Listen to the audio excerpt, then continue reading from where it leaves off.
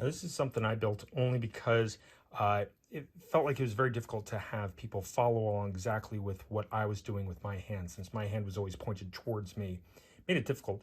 Sometimes I tried sitting down on a chair in front of people so that they could look at my left hand the same way I was seeing it, and that helped a little bit. But then I built this. It's something that is easier to see, and people can follow along with it a little bit more easily. Now, the only thing is you do need to practice with it if you're going to use it.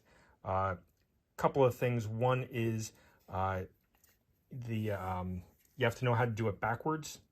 So that's one thing. But to help with that, I did draw some lines just to remind myself, and I did it purposefully with red, green, and blue. And I did that on both sides so I can remember RGB.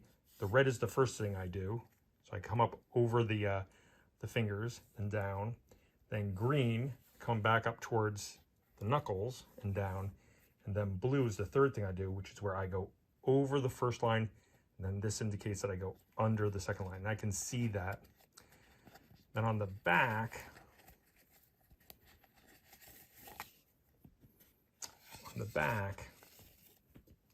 red is reminding me to make the helix. Green is reminding me to go under the middle part of the knuckle side of the helix, and then blue is reminding me to go underneath the top finger side. So I have a little sheet there to help me out with that. The other thing that I have that I designed on this is an arrow on the top and the bottom. What that does is that just reminds me that if someone's looking straight at me, I want to respect the fact that they're holding this up as if it was their left hand. So I want to move this the same way they're going to move their hand. And the way you twist is that way down. And I have an arrow here to remind me to twist this way back up. So that's a tool. This is definitely not something to start off with. You want to get good at tying woggles. Again, 20 to 30.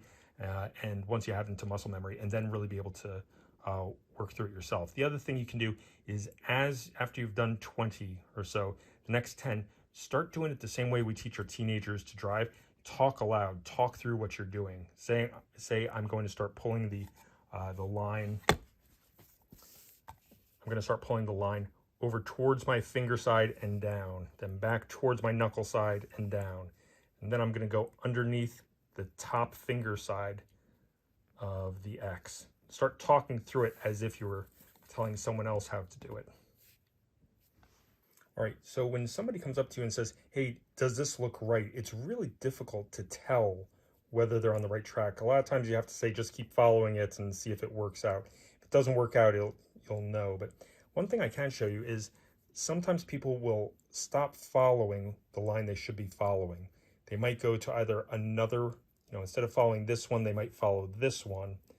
And then, it's very easy to do, what will happen is instead of going around the whole way, see the problem here? They're starting on their third line since they kind of went off track. They didn't follow the line correctly. They're starting on their third line here, but they're going over just a single line. If you ever see that, if you ever see 3 against 1, you can tell folks, hey, you kind of need to go back and see where you lost the trail. Come back. They can say, oh, there it is. I should have followed that line instead.